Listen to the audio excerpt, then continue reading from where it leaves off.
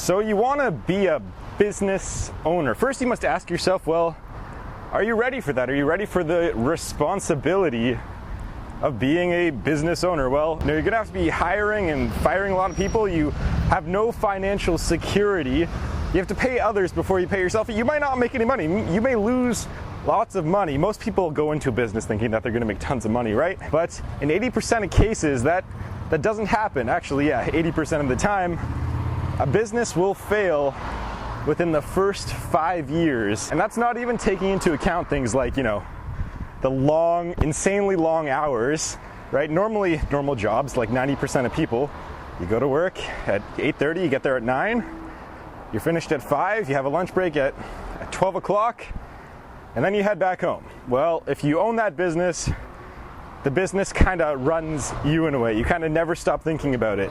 It's tough to kind of shut off the business mode, right? So anyways, what's the first thing you're going to need? You're going to need some sort of idea, I guess. For me, that was, don't want to run into anyone here. I'm looking at the camera. Oh, that's weird. So for me, that was real estate, I wanted to get into real estate. I want to be an agent, broker. I want to invest in places. So I opened my own business called Chapel Real Estate and Investments. I actually registered that last month, which is great. But for you, you might want to open up a retail store, a clothing store, a shoe store, something that you like, something that you'd like to sell, something that you'd like to do every day. Now, saying that, retail is not exactly the best gig to get into right now, just giving you some tips. Maybe you want to open up a restaurant. And speaking of opening up a restaurant, let's actually open up a restaurant. Perfect. So we are here at 2322 Bloor West in the city of Toronto, Ontario. Now, why am I showing you a place like this? Well, if you're going to open up a restaurant, first of all, this is actually a great spot because everything's kind of set up already. There's the kitchen back there. I'm sure I'll show you guys. But yeah, you're probably going to need to lease a place like this if you want to set up a store. You're not going to be able to buy a building unless you're already a millionaire. Like this building, for example, to rent it out, it'll cost you somewhere about $10,000 a month to rent this place out for a business. And to buy this place, I don't know how many millions of dollars that would be. But this is just an example. So actually a story that kind of what happened at this property was that a tenant just took off and left because they couldn't pay the rent. And so now the owner's just kind of straggling to try and find another tenant. So it's a good opportunity if you actually do want to sweep this place up. I'll post a link down in the description. As you can see, there's no setup. If you did want to open a restaurant here, it's a great spot. I'm not the agent for this place. I'm not trying to sell this place off. This is just an educational thing, right? So yeah, to open a store in a place like this, a very big place actually in a city, you're going to need some financing. Most likely that's going to need you're going to need some sort of small business loan. And there's such a wide range of these, to be honest, but usually it's under $1 million, which you're going to have to pay back within, I don't know, I think it's 20 years, but most banks like it to be in under 10. That's kind of the deal, or under 5 or under 3. Actually, I had a meeting, let's just walk in through here.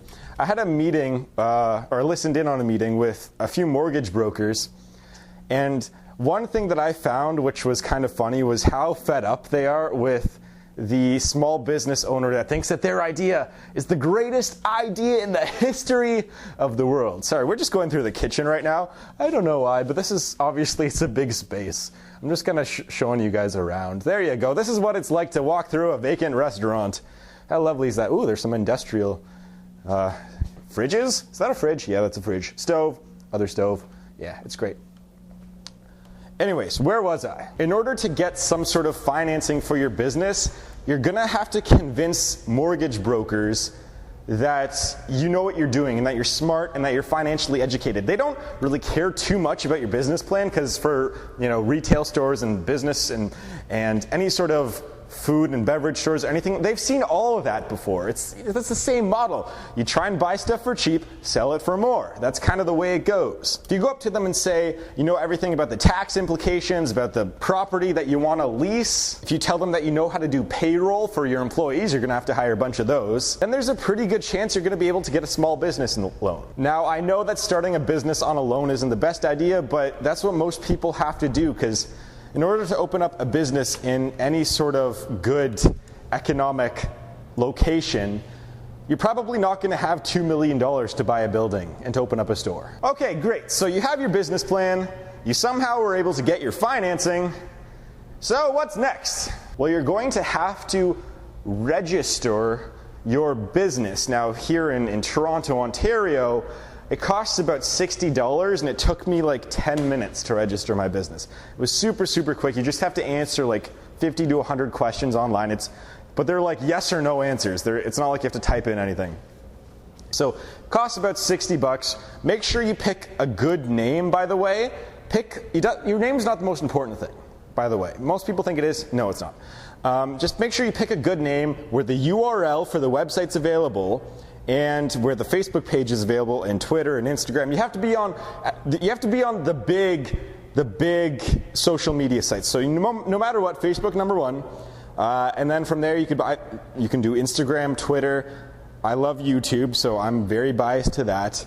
You can go on whatever, Tumblr, Pinterest, whatever. You have to be on as many of those social media sites as possible in order to have a business these days, especially with young people too. Like young people, that's how they decide what stores to go to. Okay, now we're just going to exit here, and we are going to lock this place up. Again, if you want any more information on it, I'll leave a link in the description, and you can check this lovely place out. So anyways, you have decided what the name is, the URL, you registered your business, you found a good location. And one more thing on location, not vacation. One more thing on location is that you don't necessarily have to be in like a rich spending area to be in a good spot. Like for example, I wrote these down here. So a good burger place or any late night snacking, a good place for that business to set up is right across from universities, right? Where everyone's up till 1 a.m. Oh, that's a loud truck. Where everyone's up till 1 a.m., right? And getting snacks, and after the bar they want to go get a meal or something like that. So that's a good place. For example, high-end car places. Oh, we're going to walk. Hopefully don't run into anyone here.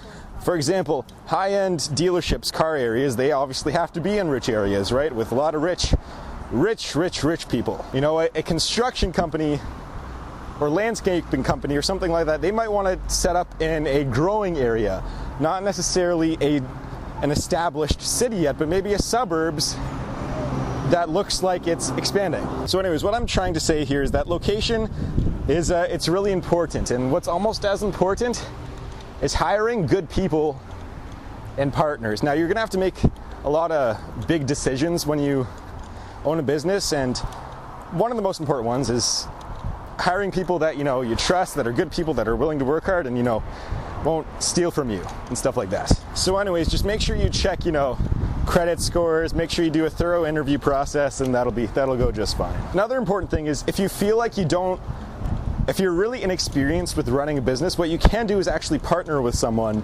where their strengths are your weaknesses. All right, so we're gonna cut off from the commercial district here just for a second, because it is really, really loud once you get to the heart of downtown. That location that I showed you, it was really, really close. Like, this is center ice, that's what we call it for location. And yeah, it gets pretty noisy there around the McDonald's. Let's try and get through here. Okay, so you thought of a good name, you got a good location, found a good store, you got your financing, your business plan, all of that's together, right? Now comes the most important thing, which people do not put in enough time and effort into, or intelligence. People are just sometimes dumb at it and put in lots of effort. But that's marketing. So marketing is the king of selling anything. You don't necessarily have to have the best product. Actually, I should go on a tangent about that.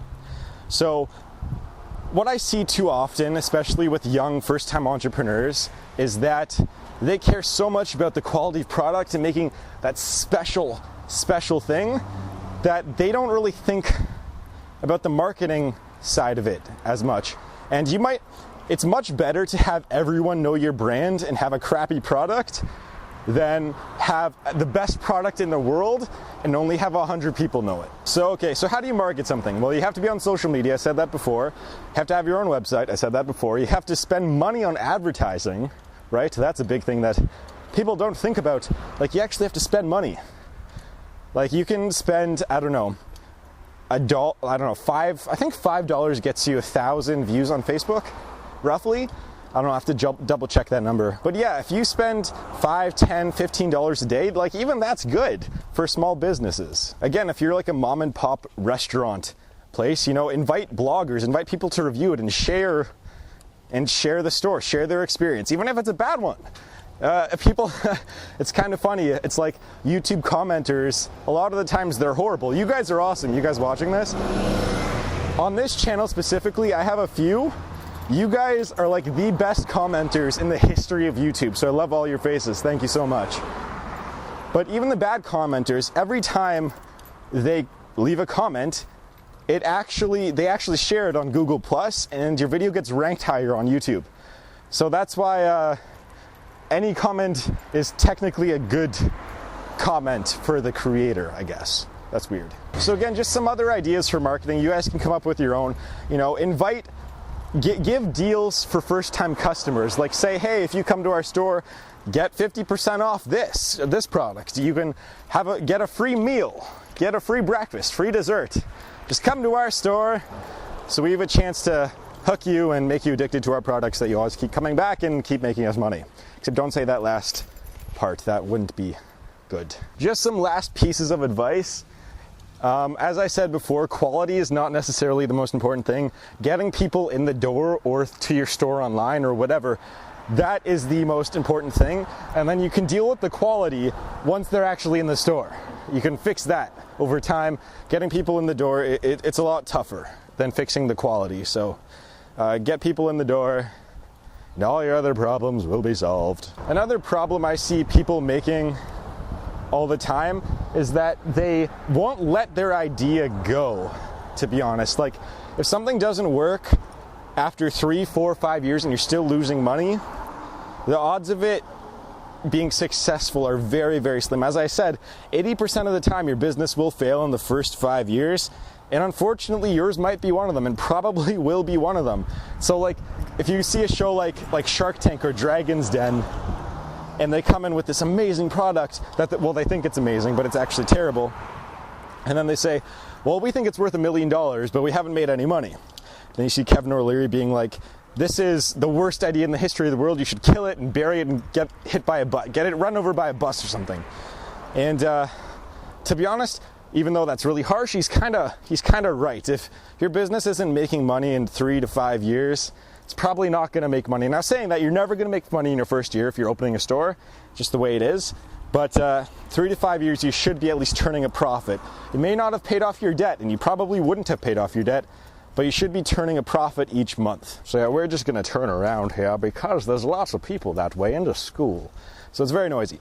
But there's a saying that if you're not making, 50 grand a year from your business, or 30 grand or 20 grand or any substantial amount of money after a few years, you call that business a hobby. And that's something very important. You can't be afraid to let your idea go if it's sucking in too much of your time and resources. So anyways, just to summarize this video, make sure you have a good idea, make sure it's something you want to do, make sure you're willing to put in the time and the effort, make sure you get your business plan, your financing, make sure you register your business, you get on social media, you market the crap out of it, make sure you get people through the door, focus on quantity of people over quality of sales. Oh shit, we're gonna cross actually, because I'm gonna need to pick something up from the store. And yeah, just make sure you don't go all in with your idea. So I'd like to thank you. Oh, we're gonna not get hit by a car here. I'd like to thank you very much for watching. You're all very beautiful people. There's a car behind me. And I'll see you guys next time.